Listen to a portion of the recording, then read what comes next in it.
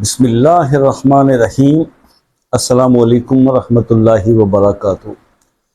دوستو، دولت اور کامیابی کے لیے پیش خدمت ہے دولت اور کامیابی کے لیے سورہ حشر کی آخری 3 آیات کا مجرب وظیفہ۔ سورہ حشر کی آیات پہ وظیفہ پہلے بھی میں نے آپ کو ایک بتایا تھا، اس کی ترتیب کچھ مختلف تھی۔ کل ایک ویڈیو میں ایک بھائی کا کمنٹ آیا، ایک بہن کا بھی کمنٹ آیا کہ جی مختصر وظیفہ بتایا کریں، اتنے لمبے لمبے وظیفے بتا دیتے ہیں۔ جیسے کہ میں نے آپ سے پہلے بھی ڈسکس کیا تھا کہ وَالْعَصْرِ إِنَّ الْإِنسَانَ لَفِي خُسْرٍ، انسان خسارے میں ہے۔ انسان ایسی اللہ کی مخلوق ہے کہ یہ پریشانیوں سے نکلنا بھی چاہتا ہے اور چاہتا ہے کہ کچھ کرنا بھی نہ پڑے۔ یعنی کہ وہ تھا نا کہ جب حضور پاک صلی اللہ علیہ وسلم معراج پہ تشریف لے کر گئے تھے تو 40 نمازیں پہلے فرض ہوئی تھی، وہ کم کرواتے کرواتے کرواتے یہ 5 پہ آئیں، تو اس پر بھی تھا کہ اس سے بھی کم کروا لیں کیونکہ آپ کی امت اس سے یہ بھی نہیں پڑھی جائیں گی۔ اور آج کچھ ایسی ہی سچویشن ہے، نماز سے ہم بھاگتے ہیں، دوسرے احکامات پہ ہم عمل نہیں کرتے، شریعت سے ہمارا کوئی دور دور کا واسطہ نہیں ہوتا، مطلب ہم ہر چیز سے مبرہ ہیں۔ اور اگر کوئی مشکل یا پریشانی پڑ جائے اور کوئی وظیفہ بتا دیا جائے، کوئی رہنمائی کر دی جائے کہ بھائی یہ کر لو تمہاری مشکلیں حل ہو جائیں گی، تو اس پر بھی کہا جاتا ہے کہ جی کو مختصر بات کیا کریں، چھوٹا وظیفہ بتایا کریں، اتنا لمبا ہمارے پاس ٹائم نہیں ہے۔ مرضی ہے آپ کی بھائی جان۔ خیر،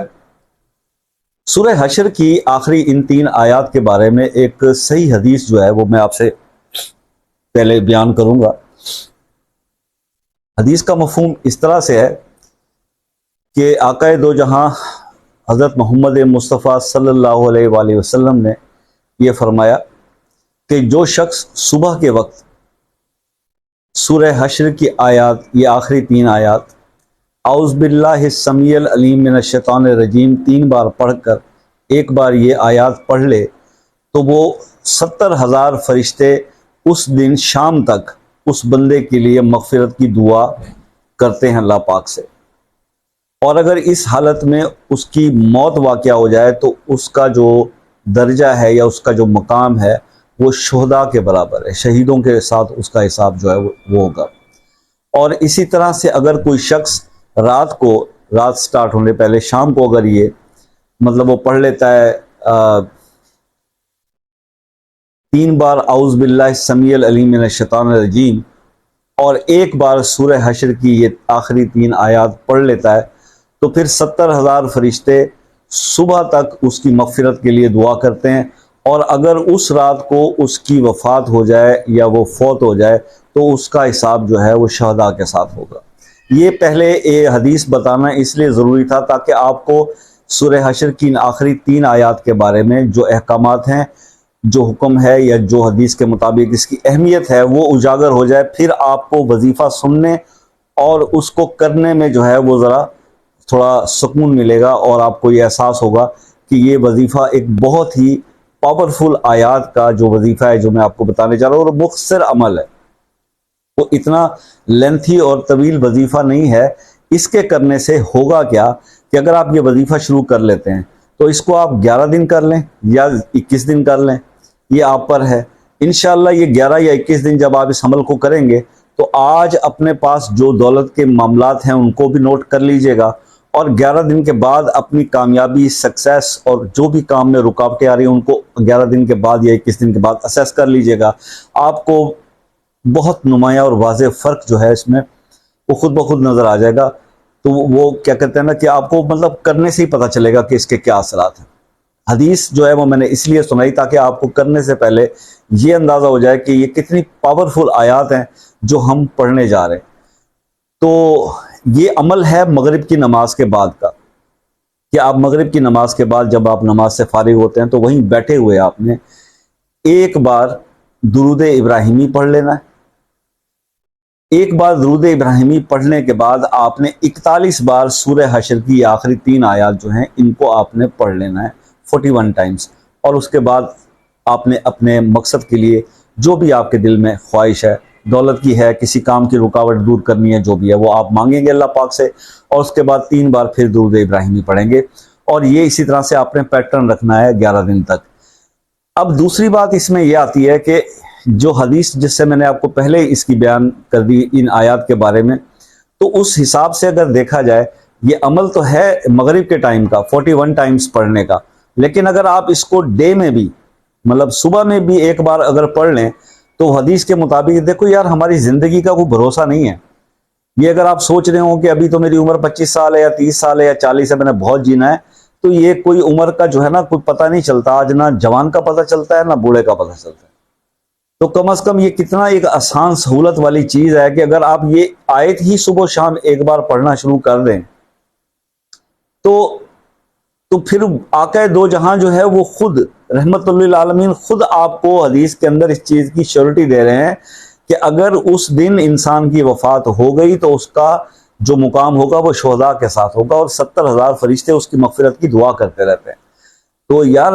پھر میرے خیال میں پھر تو ہمیں کوئی سستی نہیں ہونی چاہیے اس بات کے اندر کہ اگر ہم یہ وظیفہ جو ہے مغرب کے ٹائم 41 ٹائمز پڑھ لیں، اور فرسٹ ٹائم صبح کے ٹائم